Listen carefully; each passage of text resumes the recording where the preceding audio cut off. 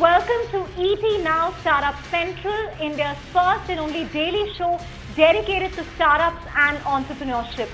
Today is a special day. That's why we are devoting the Startup Central show today to cover what is a historic day for India, because today is the day when India really kept its date with net neutrality.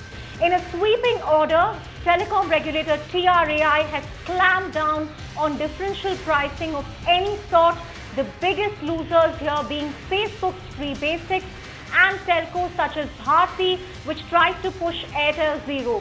But in an order that wasn't ambiguous at all, TRAI chairman was very clear that differential pricing of any sort will not happen in India, and the move, of course, has led to a lot of euphoria among netizens.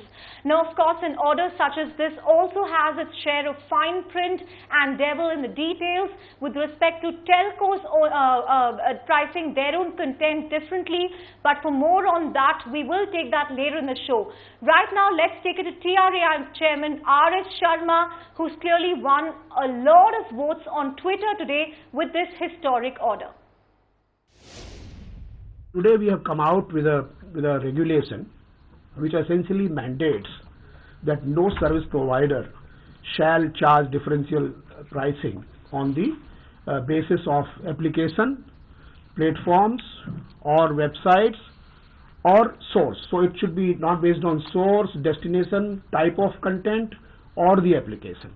So that's the general, and essentially what we are saying that the packets on internet, the pipes should not sort of decide. Pipes should be agnostic to the packets in the internet. So that's broadly the principle, and from a tariff perspective, this is what we have decided. We have also sort of made exceptions or exemptions in case of grave emergencies where differential pricing could be offered in case of grave emergencies. That's what we had made that exception. We have also made exception in case of closed networks which are not internet, and this regulation comes into effect from its publication in the Gazette, which should happen probably today, or it's already been done. Now, what it all essentially means is that it's a big blow to Facebook's free basics and Airtel's Airtel Zero plan. All kind of zero-rated products do get the slam with this particular regulation from TRAI. However, Rel Jio is said to be the beneficiary due to the closed group clause that TRAI has put in this. But to take this forward and to discuss this and discuss this threadbare, we have a couple of very special guests lined up. Chandra, isn't it? That's right, Krishna. To discuss the sweeping order and also the devil in the details, as you said, we have two special guests who really led the fight for net neutrality from the front. Sharad Sharma, founder of iSpirit, as well as Mahesh Murthy from Seed Fund, two people who also signed that petition to the Prime Minister asking him to uphold the principles of net neutrality. Both of you, thank you so much for joining us today. Sharad, first to you. You were among the hundreds of entrepreneurs to sign that petition.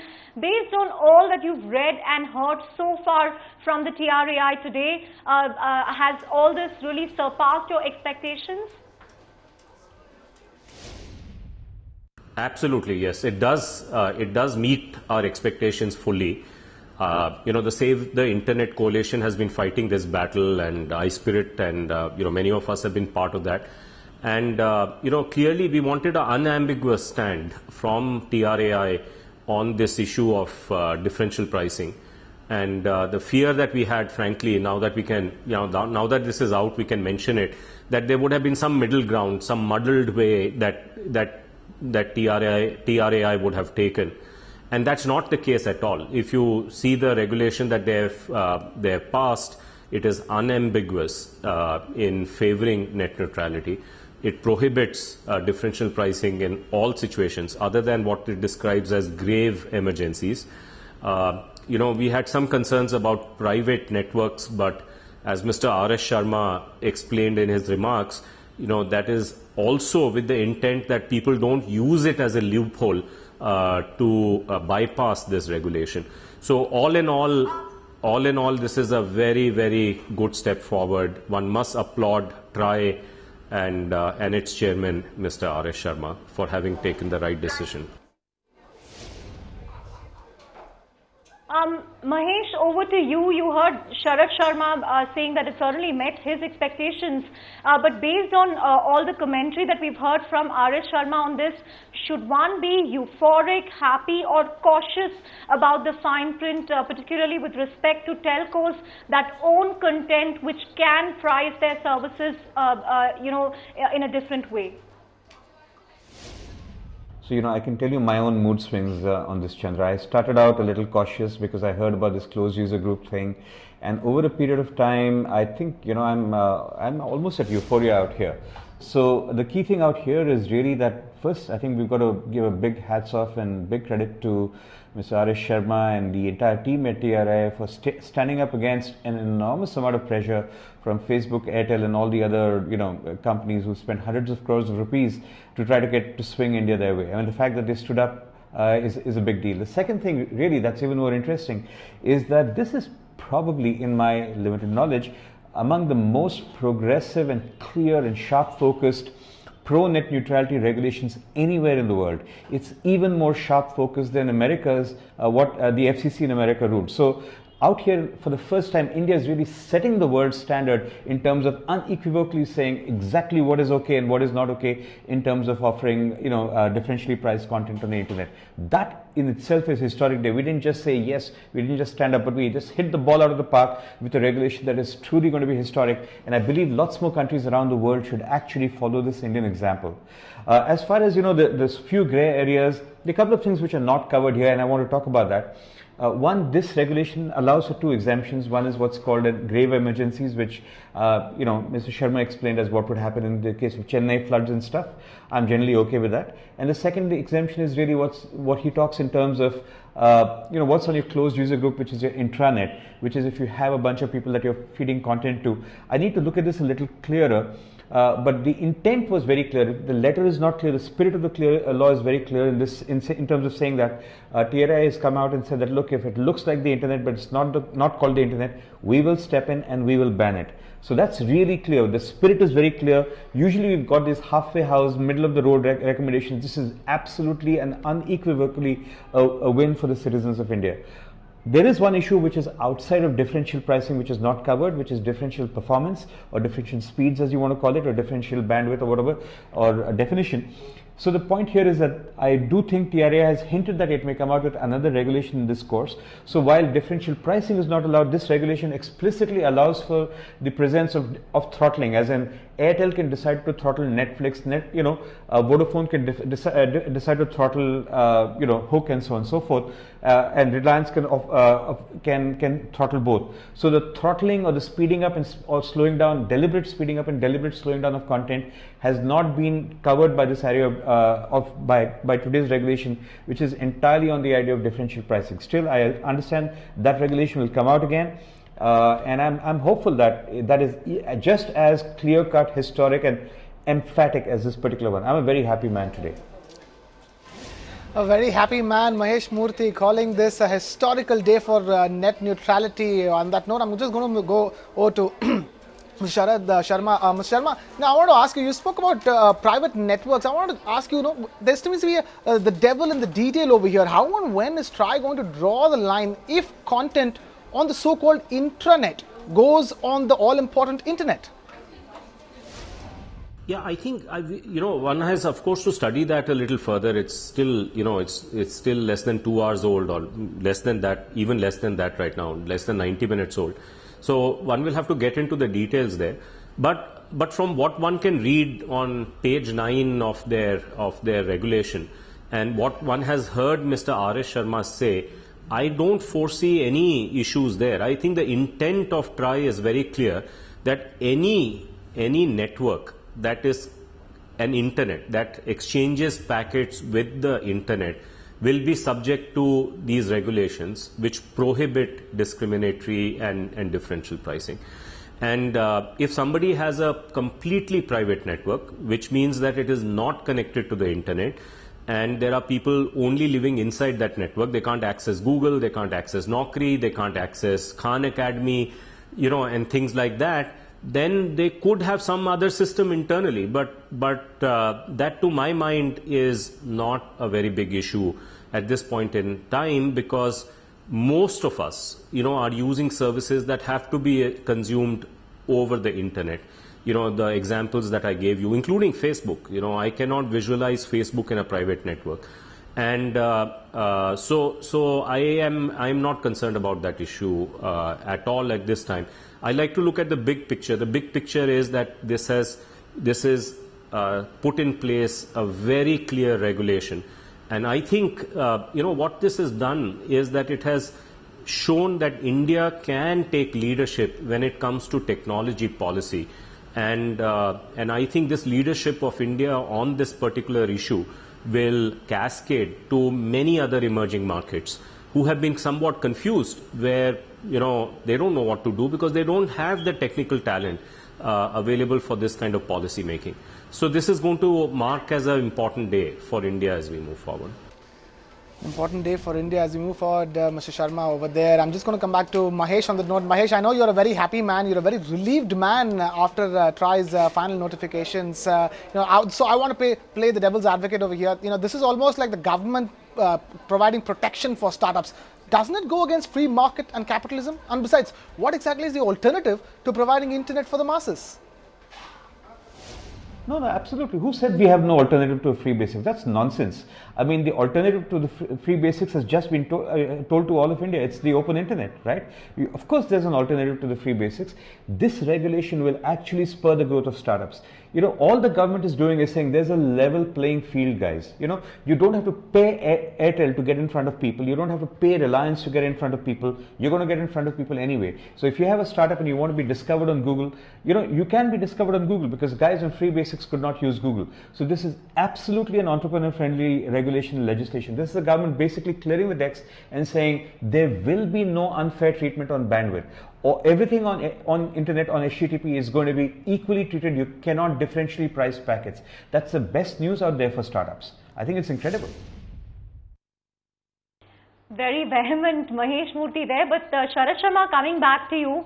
Again, I'm playing the devil's advocate like Krishna. One criticism that has really dogged net neutrality activists is that this is essentially an elitist movement, and why is it so bad to have some internet compared to no internet at all? So, what is the path forward in terms of addressing connectivity, which is still a huge issue in India? This argument has been now discussed in detail as a part of the run-up to this, and has been debunked many, many times. The fact is that if you want internet to be a utility that is available to everybody, like water, air, safety, if this is a public good that has to be available to everybody, then it is important that we have a regulatory system that allows that to remain a public utility. And indeed, I think we must extend this public utility to people who cannot afford to buy data packs. And we are blessed in India because we can do this in a manner which is through DBT, direct benefits transfer, like we are doing with LPG. There's a proposal to do that with kerosene. Eventually, the fertilizer subsidy will reach the farmers in the same way. So there's no reason why internet subsidy cannot reach people who can't afford internet in exactly the same way. In India, we can make that happen to 960 million people. And that is a very, very big win. Now, that is a powerful way of doing that, largely because it does not distort the market, and it keeps the larger internet a public good for everybody. In fact, the notion that somehow creating a private internet for people, along the lines of free basics would have been good for the consumers or good for India is not been true. And in fact, in the submissions to TRAI, in the counter arguments, even the party on the other side did not defend their arguments because they had been so effectively debunked by the Save the Internet campaign. So I think that is not an issue at all anymore. Mahesh, I just want to provoke you here. If Mark Zuckerberg can't decide what's good for India, who are you and Sharad Sharma to really decide? Because you guys still have 4G speeds on your phones, on your tablets, and there are millions of Indians who have zero connectivity at this point. I don't know how feasible the idea of utility through subsidy is going to work out. So, what is the path here going forward? Oh, absolutely. I think who are we to decide? I mean, certainly we are slightly more qualified to decide than Mr. Zuckerberg and his $45 billion worth of, asset value somewhere in, it's not up to him or Sunil Bharti Mittal to decide. So it's up to us to figure out whether, us folks or, Airtel and Facebook are more or less elitist. But put that as a matter aside. The point really here is, don't get conned by all the crap that Facebook Free Basics has told you of some poor farmer called Ganesh. Here's the truth. The fact is that even to use the internet, you need a 2,000 rupee device, right? And already, there's BSNL that offers you net access for a month for 28 rupees a month, which is less than 1 rupee a day. So are you really telling me somebody can afford a 2,000 rupee phone but not afford 1 rupee a day? That's nonsense. The fact is that, and my point again to Zuckerberg and even the government's point is not that Free Basics is stopped. It said, look, you want to offer free internet, offer it in a non-discriminatory way to everybody. Right? So nobody is saying Zuckerberg don't be charitable. I mean, he could have spent his 400 crores slightly more wisely than say that I'll only collect 10,000 customers. I'm glad that that program is going to be wound down here. And I hope other countries take the lead from India in winding down their equivalent of Free Basics programs.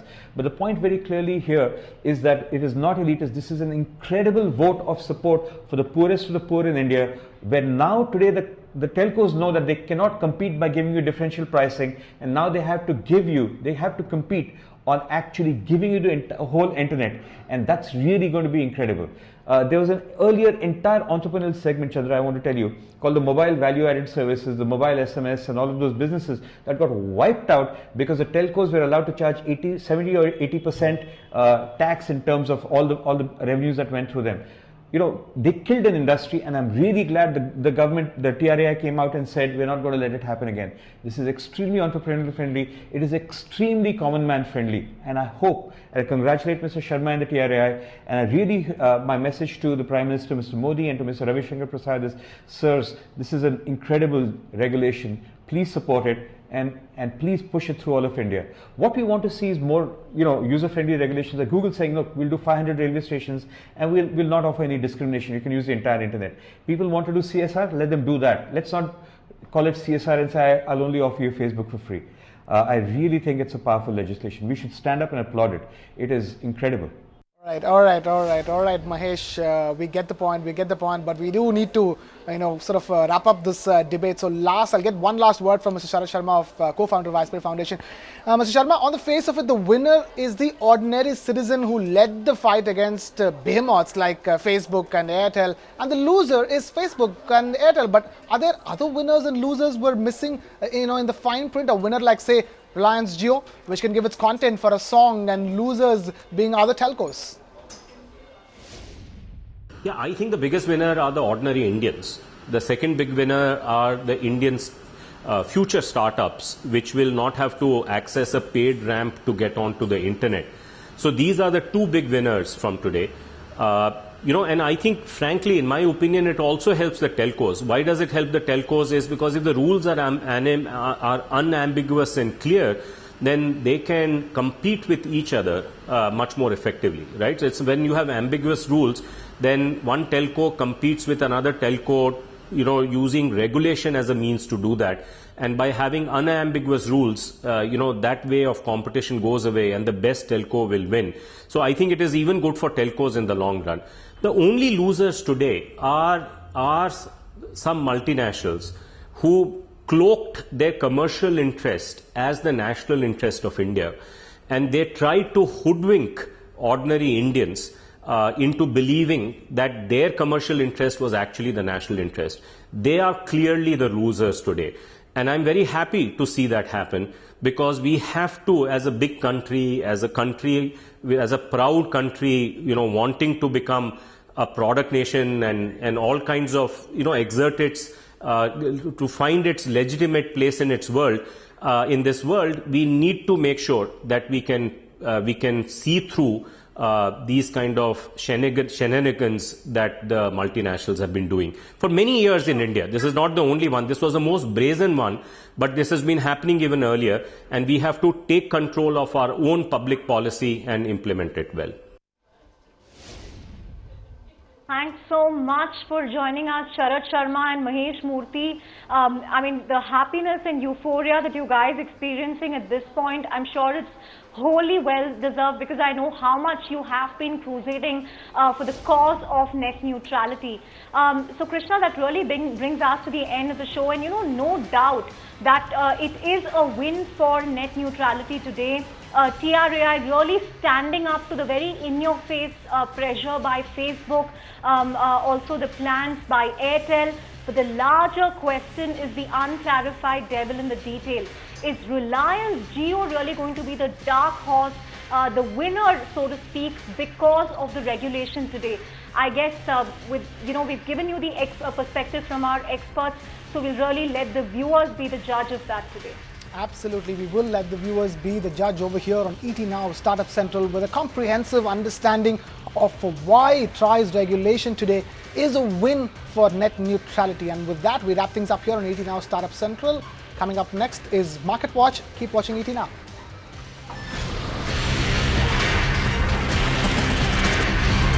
Find us on Facebook at facebook.com/ETNow, and don't forget to click the like button. You can also follow us on Twitter at ETNowLive. To stay updated with all our programming, hit the subscribe button on our YouTube channel by logging on to youtube.com/user/ETNow.